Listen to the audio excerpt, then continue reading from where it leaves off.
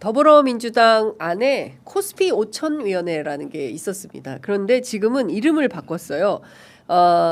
더불어민주당 코리아 프리미엄 K자본시장 특별위원회 위원장 맡고 계신 분입니다. 더불어민주당 오기영 의원님 저희 스튜디오에 나와 계십니다. 어서 오십시오. 네, 반갑습니다. 네, 반갑습니다. 사실 의원님 제가 섭외를 계속 드리는데 시간이 안 맞아가지고 이제야 저희가 모시게 됐습니다. 네, 의원님 저희 이 스튜디오에는 처음 나오신 거라서 처음 옵니다. 저 까만 카메라 보시고 저기 보면서 하는군요. 뜨거운 연대 인사 한 말씀 부탁드리겠습니다. 네, 반갑습니다. 과거 코스피 5천 특위위원장, 지금 K자본시장 특별위원회 위원장으로 자본시장 관련 정책을 논쟁하고 있습니다. 초대해 주셔서 고맙습니다. 반갑습니다. 네, 박수. 네, 원래 코스피 5천위원회였잖아요. 네. 근데 지금 7천이 됐고 8천 만 얘기가 나옵니다. 방금 전에 이제 박주민 의원님 만 찍으면 이제 그 연금 고갈 얘기는 사라진다. 연금 고갈은 사라진다. 이제 이런 얘기도 했는데요. 오늘 이거 제가 방송 중에서 올해만 국민연금이 250조를 벌었답니다. 그렇죠. 수익률이. 그런데 국민연금 고갈론 쭉 이야기하면서 논쟁하는 건 이제 수익률이 높아지면 그게 해소된다는 건데 그게 70년까지 버틴다고 그랬다가 지금 250조가 더 증가되고 그것이 또 이제 복리로 계산되니까 지속 가능성에 대한 우려들은 많이 해소된 거 아닌가. 그런데 올해 상황은 되게 이례적인 상황이겠죠. 예. 일상적으로 이렇게 수익률이 나기는 어렵겠죠. 일상적으로 뭐 하여간 뭐 매 순간 매 분기별로 그러니까 250조씩 매년 이렇게 수익률이 나올 거냐 예. 이건 좀 논란이 되지만 예. 통상적으로 국민연금 지난 과거 30년 데이터를 보니까 네. 한 8% 좀 이상 나오는 것 같더라고요. 예. 근데 그걸 이제 적용을 할 거냐 아니면 보통 계산할 때 5.5%를 적용해서 계산하기도 하고 6.5%를 적용해도 4.5%를 적용해도 이런 논쟁도 있습니다. 그러니까 지금 과거 제가 연금특위 간사이기도 해서 그래서 그 데이터를 아는데 전에 국민연금 고갈 관련해서 4.5%를 적용을 해서 계산했었어요. 그러다가 최근에 이제 5.5%를 계산해서 하니까 10여 년 더 연장되고 그리고 나서 이제 김남희 의원이 국회에 이제 예정치에다 부탁을 해가지고 또 다시 계산해 보니까 그게 또한 좀 상당 기간 연장이 되더라고요. 6.5%를 계산해서. 근데 지금 그 과거 30년은 약 한 8% 정도 내외였던 것 같아요. 제 기억에는. 그것에 따라 좀 다른데 8%를 그럼 보장할 수 있느냐 이런 논쟁이었는데 작년과 올해만 놓고 봐도 수익률이 워낙 좋아서 그래서 이제 이 정도면 국민연금의 단기적 고갈론에 대한 인식들, 우려들은 상당히 해소될 가능성이 크다 이렇게 봅니다. 알겠습니다. 저희가 오늘은 연금 얘기가 아니라 코스피 얘기를 좀 해야 돼가지고요. 어제 7,500을 넘었어요. 지금은 근데 살짝 조정을 받는 것 같습니다. 7,348.86 이렇게 출발을 했는데요. 놀랍습니다. 그 사실은 그 대한민국 주식시장에 대해서 별 기대가 없어서 대체로 많은 그 개미라는 표현도 맞지 않다 이렇게 표현하시는 분들도 계시지만 하여튼 국내 투자자들은 미장으로 국장은 뭐 국장 탈출은 지능순 뭐 이런 말까지 있지 않았습니까? 그 어떻게 보십니까? 지금 전체 시장 상황을 당에서 어떻게 평가하고 어떻게 보고 계신지요? 저희는 그 왜 이걸 변화하는 큰 동력은 두 가지로 봅니다. 하나는 작년 여름부터 그 전부터 민주당에서 추진해왔던 자본시장 선진화 정책, 그 핵심은 이제 지배구조 투명화, 상법 개정을 포함한 그런 내용인데 그게 지속될 것이라는 기대가 상당히 누적됐다. 신뢰가 있다. 시장 참여자들은 이제 이재명 정부 5년 동안 유지될 거라 이렇게 보는 거다. 그래서 외국인 투자자나 기관 투자자나 개미 투자자들도 서서히 한국 자본시장의 예측 가능성이 있다고 본다. 요 예측 가능성 유지하느냐가 첫 번째인데 유지되고 있다 계속. 그리고 오히려 강화되고 있다. 두 번째는 이제 반도체 슈퍼 사이클인 거죠. 그게 작년 11월부터 시작했던 거. 그게 중동 전쟁으로 잠시 교란 상태가 있었다가 이 정도면 이미 예상할 만하다라고 해서 모든 예측치에 이미 포함된 상황에서 시장이 반응을 하니까 그 교란이 해소된 형태로서 지금 나오고 있는 것이다. 그래서 지금 변화의 동력은 반도체 시장의 중장기 수익률에 대한 시장의 데이터가 이걸 끌고 가고 있는 거다. 이렇게 보고요. 그 전에 우리가 이야기하는 단어들이 있었습니다. 국장 탈출은 지능순. 그건 뭐냐면 갑자기 우량주가 불량주가 되네. 뒤통수 때리는 거. 삼성물산과 제일모직 합병 과정에서 그렇습니다. 합병비율 장난쳤던 거. LG 물적 분할했던 거. 엔솔 문제. 또는 두산 관련 에너빌리티 관련해서 밑에 있는 로보틱스랑 뭐 그 두 개 이상하게 결합하려고 했던 시도. 2015년부터 최근에 한 10여 년 동안을 대한민국 자본시장은 계속 뒤통수만 쳐왔어요. 네. 그러니까 많은 투자자들이 한국 시장 못 믿겠어. 네. 이런 불신이 강했던 거죠. 그런데 일본은 2013년, 14년부터 밸류업 정책을 시작을 했는데 한 10년 동안 일관되게 했거든요. 근데 그 결과 3배, 4배 성장을 했어요. 근데 대한민국은 박스권에 갇혔었고 그럼 그 차이가 뭐냐가 논쟁이었고 네. 한국 자본시장은 믿을 수 있어야 된다. 뒤통수 치는 것은 징계를 해야 된다. 아. 제재를 확실히 해야 된다. 예. 그게 이제 논쟁의 핵심이었죠. 시장 참여자들이 그렇게 요구를 했었던 거고 그 요구 사항을 반영한 일본의 태도는 기업 가버넌스 지배구조의 개혁, 두 번째는 스튜어디십 코드 개혁 네. 이 두 개로 끌고 왔습니다. 10년을. 예. 예. 대한민국도 한번 그렇게 한번 해보자라고 했는데 2023년 말 2024년도에 윤석열 정부 밸류업 정책 추진했죠. 했었죠. 상반기는 괜찮았어요. 그 심지어 이복현 원장도 충실만 하겠다고 그랬고 그와 관련된 구체적 논의도 있고 자사주 논의도 자기들이 논의 먼저 했어요. 네. 근데 하다가 멈춘 거죠. 환경예부터 반발한다는 네. 얘기로. 그 뒤로는 포기했는데 저희가 그해 가을부터 다시 시동을 건 거 아닙니까? 그런데 야 정부 중앙정부 하기로 했는데 야당이 해봤자 뭐 되겠어? 이런 냉소는 여전히 있었던 건데 네. 이제 이재명 의원 출마한 직후에 한 2, 3일 있다 제가 바로 하겠다고 선언했어요. 그리고 한 달 만에 2달 만에 이렇게 툭툭 처리를 했지 않습니까?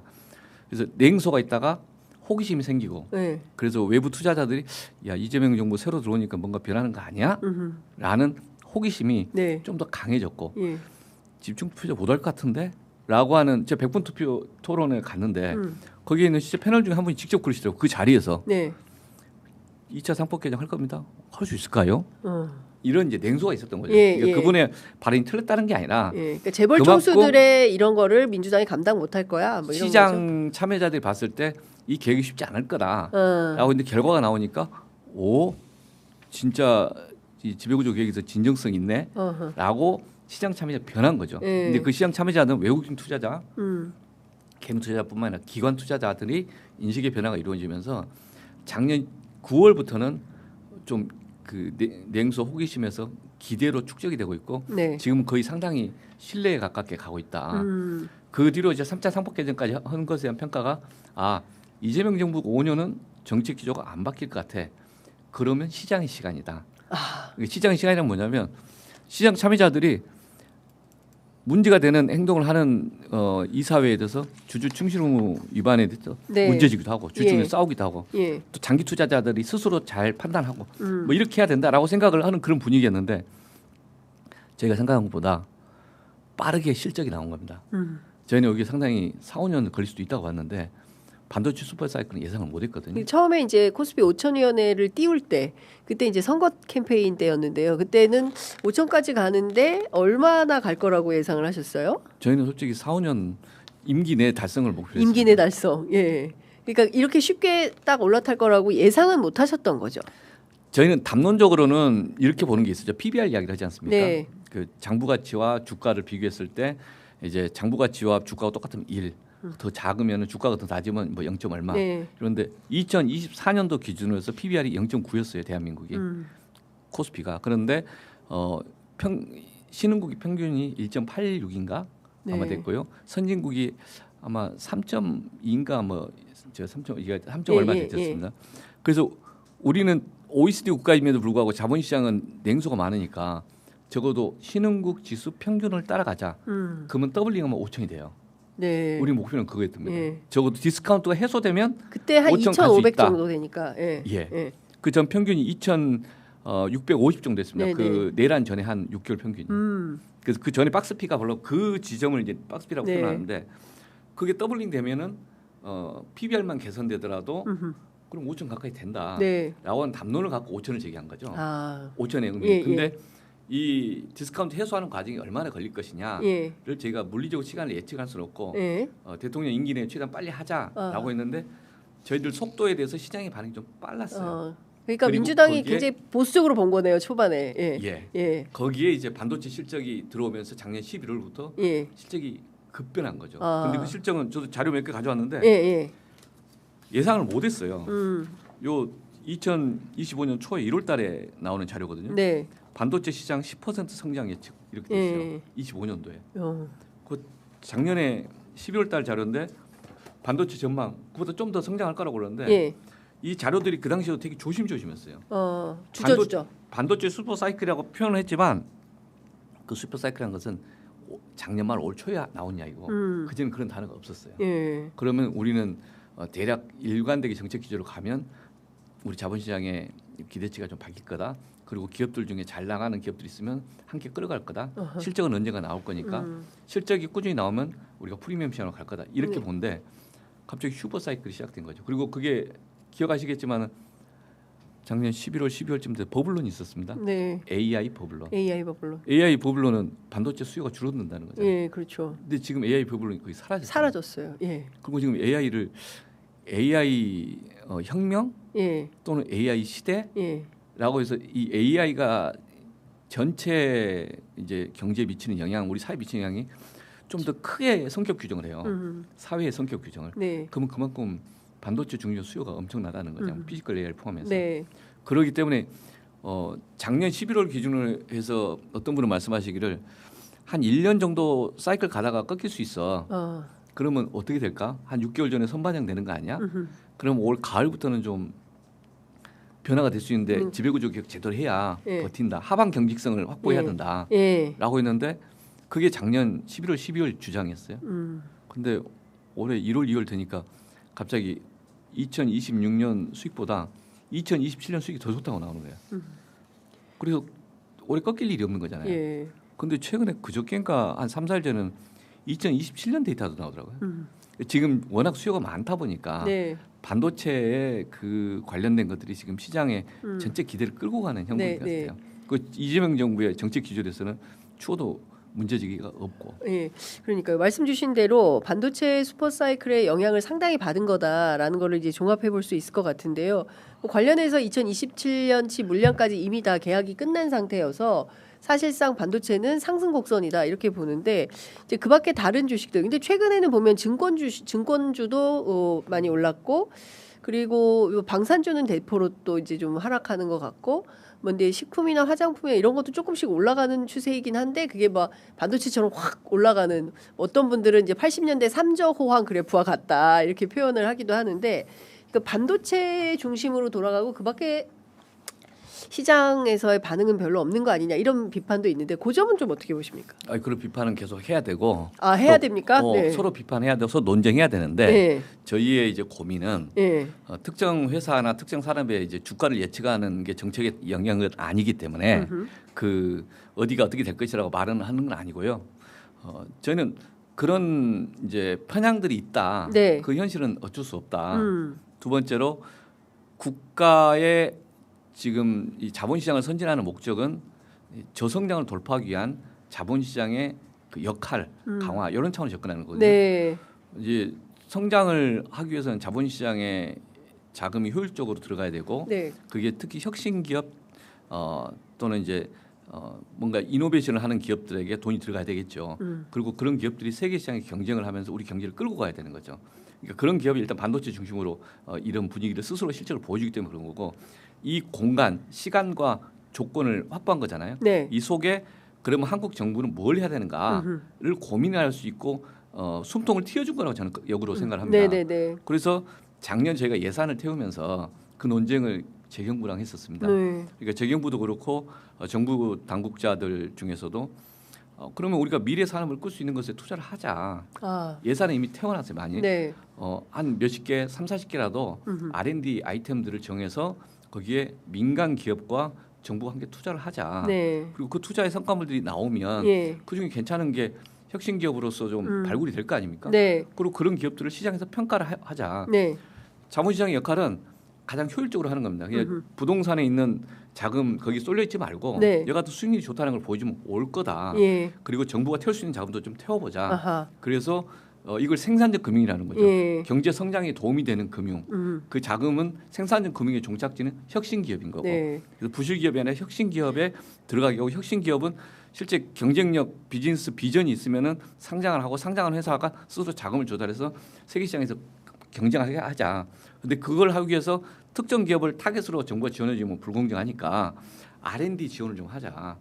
어떤 게 될지 모르겠지만 우리가 대한민국이 미래의 먹거리가 되는 거. 그게 골고루 다 R&D에 다 좀 그러니까 골고루 된 골고루. 거예요. 그러니까 주로 이제 지금 반도체가 화랑이지만 AI 예. 관련된 거 예. 또는 이제 뭐 양자 컴퓨터 양자 또는 컴퓨터. 이제 그 이제 피지컬 AI라고 예. 해서 로보틱스나 뭐 이런 것들 여러 가지 분야가 있죠. 예. 여거되는 예. ABCDEF라고 우리가 표현도 했었지만 예. 그러니까 다양한 형태의 산업에 포트폴리오를 갖고 투자를 하고 그 중에 기업과 정부가 같이 또는 기업이 스스로 잘하고 있다면 그런 기업들이 상장을 해서 성장하게 하자. 네. 근데 지금 있는 기업들 중에서 많은 상장 회사들이 네.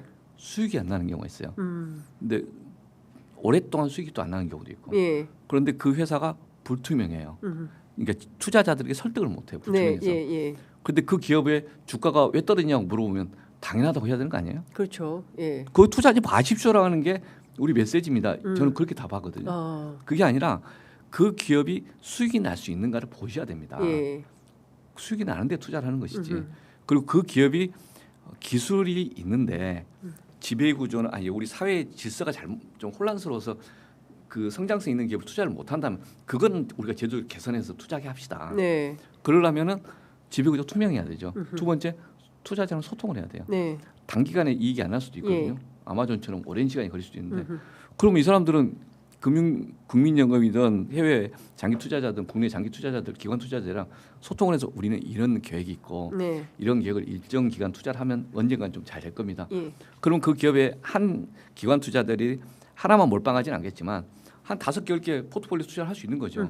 그럴 자금이 지금 시장에 있는 거고. 예. 그러면 그 기업들 중에서 몇 개가 성공하면 그러면 기관 투자자도 의미가 있는 거고 네. 그 사람들도 의미가 있는 거겠죠. 예. 다리발님이 올해 9천, 27년 상반기에 1만 2천 갑니다라고 의견 주셨고요.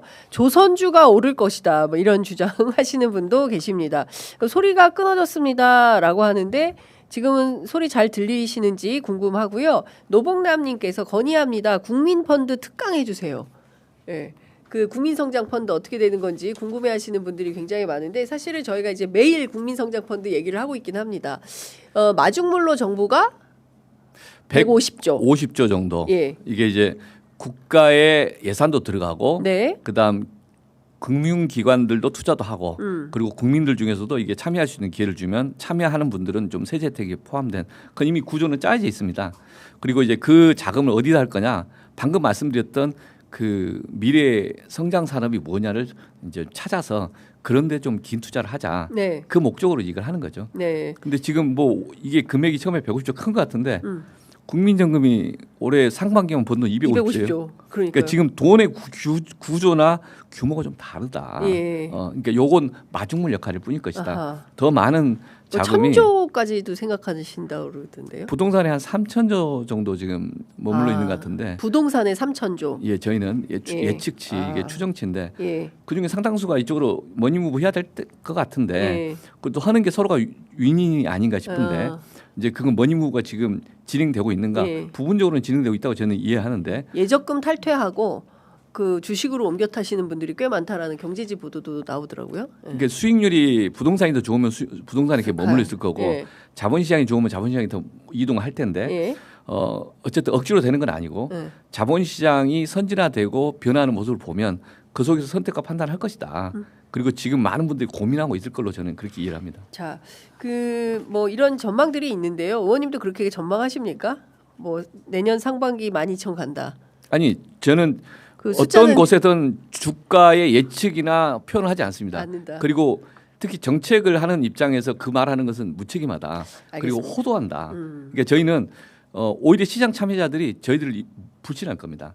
저렇게 표현하는 것은 저희는 그게 아니고 코스피 5천되는 단어도 되게 조심스러웠어요. 네. 그리고 일관되게 가는 그 기조에 대해서 그걸 신뢰하기 때문에 지금 자유롭게 투자를 하는 것이죠. 네. 아름다운 동행님께서 나는 주식은 안 하지만 대리만족하면서 기분이 좋습니다. 다 국민주권 정부의 실적이니까요. 라는 말씀 주셨는데요. 그 3차 상법 개정까지 하셨는데 이후에 정책을 하고 계시는 의회에서 우리 자본시장과 관련해서 손질해야 되는 요소들 이런 것들은 하반기 국회에서 반드시 되어야 한다. 입법 과제로 생각하시는 게 있다면 어떤 것들입니까? 첫 번째가 그 3차 상법 개정이 자사주 개혁인데요. 네. 자사주 개혁의 후속 조치가 세 가지가 있습니다. 하나는 세법 개정입니다. 세법 개정. 상법 개정이 되는데 그것과 똑같은 성격으로 세법상 이제 불투명하거나 오해가 있는 부분을 개정하는 것을 법안 발의됐고 지금 정부랑 상당히 논의를 좀 해놓은 상태가 있습니다. 어떤 건지 조금만 더 알려주시겠습니까? 이 자사주의 거래를 이제 자본 거래냐 자산 거래냐 뭐 이런 전문 용어로 쓰는데 그에 따라 세제 부과 방식이 달라져서 예. 그 자산 거래가 아니라 자본 거래 형식으로 정리한다. 관련된 이제 법인세 소득세법 개정이 하나 있고요. 예. 두 번째는 공정거래법 개정입니다. 이인영 의원이 발의한 게 있는데 공정거래법상 그 모자 회사 간의 어떤 처리를 할 때 지분율을 계산할 때 자사주는 뺀다. 자사주를 포함하지 않고 계산한다. 그런 이제 공정거래법 개정안이 발의돼 있어서 그걸 좀 처리를 해야 될 것 같고. 네. 자사주를 빼면 어떤 시장의 변화가 생깁니까? 아니 시장의 변화가 아니라 기존의 계산 방식이 좀 엄격해지겠죠. 엄격해진다. 또 규제 대상이 늘어날 수도 있고 변할 수도 있는 거죠. 예. 예. 그래서 이제 그것이 기업들이 좀 관심을 갖고 있는 거고. 예. 세 번째는 일반 그러니까 그 자본시장에서 공시할 때 특정 기업의 그 시가총액을 계산할 때 이게 자사주를 빼고 계산해야 되는데 지금 포함해서 이제 버블이 있는 거죠. 네. 사실상 시장에 없는 건데 있는 것처럼 예. 표현되는 그걸 제거하는 것만 해도 시장에서는 의미가 있을 거라고 예. 봅니다. 그 공시 규정을 바꾸는 작업 그리고 자본시장법 개정안 최근에 계속 논의됐고 법안이 24년도 발의됐는데 지난 1년 동안 거의 못했어요. 올 하반기부터는 좀 해야 되지 않을까 싶습니다. 네, 그렇군요. 아유, 요 법안들이 하나하나 통과될 때마다 국민의힘이 필리버스터하지 않을까라는 생각이 좀 드는데 보수 정당인데 이런 시장 개혁에 대해서 적극적으로 참여해야 될 텐데 늘 이렇게 발목을 오히려 잡아서 그 국민의힘 의원님들 중에서 답답해하세요. 에? 답답해요? 예, 그러면은 왜 반대하냐? 소신 투표하면 되지 않습니까? 아니 그래서 이제 지금 제가 말씀드렸듯이 2024년도에 윤석열 정부 밸류업 정책을 추진했다가 안 했어요. 쇼만 한 거죠. 이재명 정부가 보여준 것은 이 정책이 민주당 정권의 정책이냐 국민의힘 정책 이렇게 접근할 주제가 아니었고 실제 밸류업 정책이 일본의 10년간 밸류업 정책도 일본 보수당 정권에서 그렇습니다. 그 저성장을 돌파하기 위한 수단으로서 예, 만든 거예요. 예. 우리도 지금 저성장을 돌파하기 위해서 이 정책을 추진하는 거지 않습니까?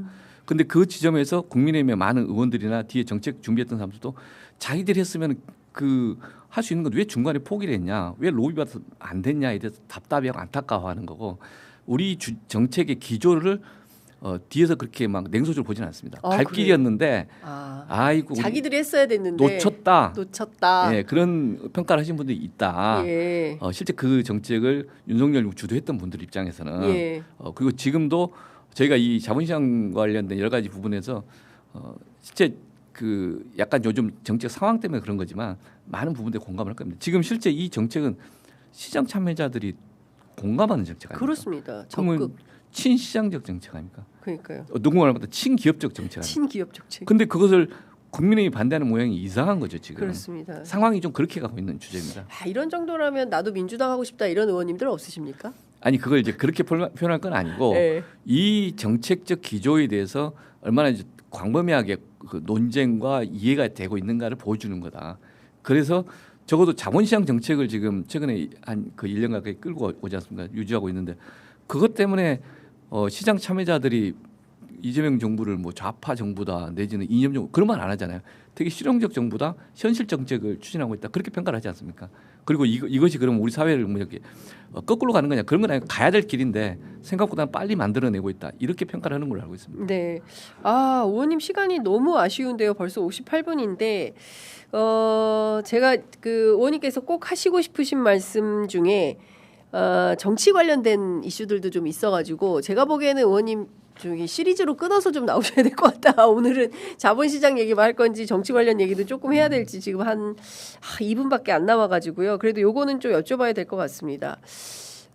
한동훈 전 대표의 그 후원회장으로 정형근 전 그 안기부 공안기획통이라고 해야 되겠죠. 공안검사 출신의 정형근 전 의원이 후원회장을 맡게 되면서 사회에 상당히 충격을 좀 주고 있는데요. 한동훈 체제에서 한동훈 전 대표가 대표 체제에 있을 때 그때 뭐 관련된 게 뭐가 제대로 된 게 있었는지도 좀 평가도 필요한 것 같고요. 최근에 있는 선거 상황 또 어떻게 보시는지도 궁금합니다. 선거 상황을 저기서 논평하기는 좀 그렇고 네. 한동훈 대표 정형근 하면 거기는 독특하다. 본인이 검사 출신으로서 이제 검사 선배를 이제 데리고 온 거일 텐데 본래 군사 독재 시절에 군사 독재 하부 구조로서 이제 공안 검사 팀이 있었던 거 아닙니까? 근데 그분을 그렇게 후원회장을 하는 게 인간적으로 무슨 관계가 있는지 모르겠지만 좀 본인의 이게 사고와 흐름들을 좀 보여줄 수도 있어서 그건 좀 비판받을 지점이 아닌가 이렇게 보고요. 저는 이제 한동훈 그 대표에 대해서 지금 개헌 안 하는 것에 좀 발언 좀 하시라. 왜 국민의힘 개헌 찬성 안 하냐. 또 저는 한동훈 대표가 이 12.3 내란 직후에 그때 12월 7일 그때 표결이 안 됐잖아요. 집단 불참을 했잖아요. 이런 점이 있었는데 그 다음 날 한한 체제, 한동훈 한덕수 체제. 한덕훈. 한동훈 한덕수. 예, 그래서 저희가 한덕훈 사태라고 부르고 있습니다. 그 상황에서에 대해서 그 당시 위헌적인 발상이었다라고 그럼요. 비판을 많이 받았고 그 점에 대한 명확한 반성은 없다. 예. 앞으로도 계속 질문해야 된다 이렇게 봅니다. 그렇군요. 그 뒤에 분이 조금 늦으신다 그래서 이것저것 조금 더 여쭤봐도 될 것 같다라는 생각이 좀 듭니다. 오늘 이제 개헌 투표 뭐 불발 가능성이 굉장히 높다고 전망이 되는데 뭐 남은 시간이라도 열심히 해서 국민의힘 노력해봐야 된다 이런 주장도 있습니다. 의원님은 어떻게 생각하십니까? 개헌은 여전히 여야 합의 사항으로 하는 게 맞고요. 그런데 5.18에 대해서는 국민의힘에서 하겠다고 했지 않습니까? 이미 그 지점에 대해서는 반대 사항이 아닌 거죠. 그다음 어제 유상범 국민의힘 원내수석이 발언을 했는데 찬성한답니다. 근데 왜 참석을 안 했느냐에 대해서 좀 납득이 안 가는 그 궤변 아닌가. 궤변이죠. 예. 그러니까 지금 찬성을 하는데 투표는 안 하겠다라고 하면 국민들이 어떻게 이해할 것인가. 진정성 있게 이걸 볼 거냐. 하나씩 매듭 짓고 가야 되는데 지금 계속 저는 국민의힘 의원님들께 이제 또는 국민의힘 정치인들에게 묻는 겁니다. 전륜을 제대로 하고 있습니까? 윤핵의 인사력과. 그리고 그건 하나 끊고 가야 국민의힘이 좀 합리적 보수 또는 이제 헌정 질서를 수호하고 지키는 또는 번영시킬 그런 보수 정당으로 거듭나는 거 아닌가 싶은데 그 점에 답을 못 한다 이렇게 버티면 그리고 더 꼬일 거다라고 봅니다. 네. 실제로 이번 지방선거를 뭐 대다수의 여론 전문가들은 더불어민주당이 석권할 가능성이 높다라고 이제 평가를 하고 있는데요. 그래도 이제 부산, 서울 그리고 대구 집 좁혀지고 있다. 뭐 오늘 중앙일보 정치면 토본 기사입니다. 이제 그걸 보면 이제 보수가 꽁깍 뭉치면 특히 이제 서울 같은 경우에도 이제 강남 서초 송파 지역의 인구수가 훨씬 많기 때문에 민주당이 끝까지 최선을 다하지 않으면 어려워질 수도 있다 이런 분석도 있습니다. 일각에서는. 아니 모든 선거는 절실해야 되고 네. 그냥 느슨한 선거는 절대 좋은 결과가 나오지 않습니다. 예. 그러니까 이게 이 여론조사만 믿고 이렇다 저렇다 말하는 것은 저는 오만한테도 전혀 그렇게 보지는 않습니다. 네. 그리고 서울 선거는 끝까지 최선을 다해야 한다고 봅니다. 의원님께서는 정원호 더불어민주당 서울시장 후보 캠프의 정책 총괄본부장을 맡고 계세요. 지금 뭐 오늘 뭐 이제 오세훈 시장과의 여러 가지 정책 비교가 나오는 기사들이 많이 나오고 있는데요. 다른 건 몰라도 내가 정책본부장으로서 정원호 캠프에서 이것만은 반드시 좀 서울시에 실현시키도록 하겠다라고 뽑는 핵심 정책이 있으실까요? 지금 서울 도심이 이제 너무 집중돼 있고 그리고 여러 가지 비효율성이 있어서 그걸 좀 분산하는 그 내용들이 지금 제한이 되고 있습니다. 그러니까 동북권, 서북권 이렇게 중심으로 좀 해서 그 지점들은 좀 더 별도로 봐야 될 것 같고요. 그 지금 서울의 비전을 만드는 게 제일 과제인 것 같습니다. 서울의 비전. 예, 네. 서울이 미래의 먹거리를 뭘로 할 거냐. 행정수도 이전할 거잖아요. 그렇죠. 그럼 이전은 이미 거의 정치권에서 합의된 건데 그 상황 속에서 그러면은 그 공간을 어떻게 활용할 거냐. 그리고 그 미국의 뉴욕처럼 네. 좀 전 세계 어떤 문화나 경제나 금융이나 어떤 것을 좀 리드하는 그런 걸로 가야 되는 거 아닌가. 그러니까 이미 삼성전자나 하이닉스의 반도체를 보면서 우리가 이제 팔로우 따라가는 추격하는 경제 내지 그런 이제 흐름보다는 퍼스트 무버 같은 그런 식의 이제 발상과 도시의 변화를 주도해야 되는 거 아닌가 이제 이런 고민이 있습니다. 그래서 처음 시작할 때는 추상적이고 좀 애매할 수 있지만 네. 그 발상 속에서 실제 성과를 내면 나중에 이해를 좀 할 수 있지 않을까 싶은데 그러니까 그런 의미에서 이제 이 뉴욕과 같은 경제 문화 수도에 이제 서울을 어떻게 만들어갈 것인가를 우리 이제 서울 시민들과 정치권이 함께 논의를 해봐야 된다. 그 흐름을 계속 축적해 나가야 된다 이렇게 봅니다. 거기 핵심이 금융이라고 보시는 겁니까? 금융만은 아니죠. 그런데 이건 서로가 그 금융도 있고 또는 다양한 서비스도 있고 좀 문화 케이팝일 수도 있고 또 다른 의미에서는 이 도시의 전체의 시스템 수준일 수도 있고. 그러니까 지금 AI 시대라고 표현되는 거지만 그게 AI 시대라고 하는 게 어떻게 변할 것인가를 모두가 예측하고 다 이해하고 그러면서 가고 있지는 않다. 근데 우리 사회가 그런 변화의 격동기 초입에 있는 거 아닌가라는 추상적인 감으로 지금 서로가 담론이 축적을 하고 있는 중이다. 그리고 그걸 한 걸음 한 걸음 쌓아 나가야 된다 이렇게 봅니다. 네. 그 멕시코 대통령궁 앞에 5만 명의 인파가 BTS를 보기 위해서 모인 사진. 왜 그렇게 멕시코 대통령이 이재명 대통령한테 BTS 좀 보내달라고 했는지 이해를 할 수 있겠다라는 생각이 좀 듭니다. 그러나 우리 언론들은 오늘 아침에 모두 주목하고 있는 것이 삼성전자 수익 배분을 어떻게 할 거냐에 집중이 좀 되고 있는 것 같습니다. 의원님 어떻게 생각하십니까? 답답한 논쟁이고요. 그 논쟁에 서로가 좀 차분하게 다시 좀 봐야 되는 것 같습니다. 저는 그냥 개별적인 그 주체들한테 여러 가지 할 이야기가 있지만 삼성전자 입장에서 보면은 이 사회가 합리적이고 상식적인 판단을 해야 되는 거죠. 이해관계자들과 함께 풀어갈 방법이 무엇인가를 저는 삼성전자 노조 주장이 다 옳다고 보지는 않습니다. 삼성전자 노조가 우리 사회 전반적으로 보는 것들 중에서 대기업 정규직, 비정규직, 중소기업 정규직, 비정규직 그 격차에 대한 비판이 있지 않습니까? 삼성전자 노조에게 그런 비판에 대한 고민을 하고 있느냐 질문을 할 수 있는 거지 않습니까? 지금 많은 부분이 그런 질문이 있는 거고 그렇다고 해서 삼성전자가 벌고 있는 그 수익을 횡재라고 보면 안 되지 않습니까? 그건 퍼스트 무버의 노력의 성과물이고 그것에 따라서 그 많은 세금을 국가가 가져가지 않습니까? 그러니까 그것은 또 인정을 해야 되는 거죠. 그 자금이 또는 그 수익이 미래를 위해서 어떻게 같이 쓰여지느냐 그 기업의 성장과 그리고 국민 경제 발전에 어떻게 쓰여지는 것인가를 지혜롭게 봐야 되는 문제라고 봅니다. 그러니까 서로가 그것에 대한 이사회 차원에서 합리적인 소통과 또 미래에 대한 비전 제시 속에서의 설득 그런 리더십이 있느냐를 삼성전자 경영진에게 묻는 거라고 봅니다. 그리고 노조에는 정말 과연 노조의 연대의식을 갖고 이걸 접근하고 있는 거인가에 질문을 하는 상황이라고 봅니다. 네. 그 질문의 답은 아직 잘 안 나오고 있다. 근데 그 지점을 흑백 논리로 접근할 문제는 아닌 것 같다. 이렇게 봅니다. 네. 그 어제 저희 프로그램에 이제 민주노총 양경수 위원장 출연하셨고 한국노총에 이제 위원장님 김동명 위원장님 두 분 이제 출연하셨는데 두 분 공히 말씀하시는 게 이거는 이제 사회연대 차원에서 좀 봐야 된다라는 말씀. 두 번째는 15% 노동자들이 요구하는 그것만 왜 관심을 갖냐? 85%를 누가 가져가고 어떻게 나눌 것인가에 대해서도 충분한 수기가 필요하다. 이제 이런 말씀들 주셨는데요. 결국에는 정치가 이 문제를 정리 조정하는데 중요한 파트너로 참여해야 되지 않을까 싶어서요. 그거 좀 여쭤봤습니다. 시간이 다 돼서 오늘은 여기까지 해야 될 것 같고요. 의원님 못다 하신 말씀은 저희가 바로 뒤에서 저희 취재팀의 이제 작가님이 일정을 잡도록 하겠습니다. 조만간 의원님이 다시 모시고 코스피 그리고 자본시장 등등 여쭤보도록 하겠습니다. 오늘 말씀 정말 잘 들었습니다. 네. 고맙습니다. 고맙습니다.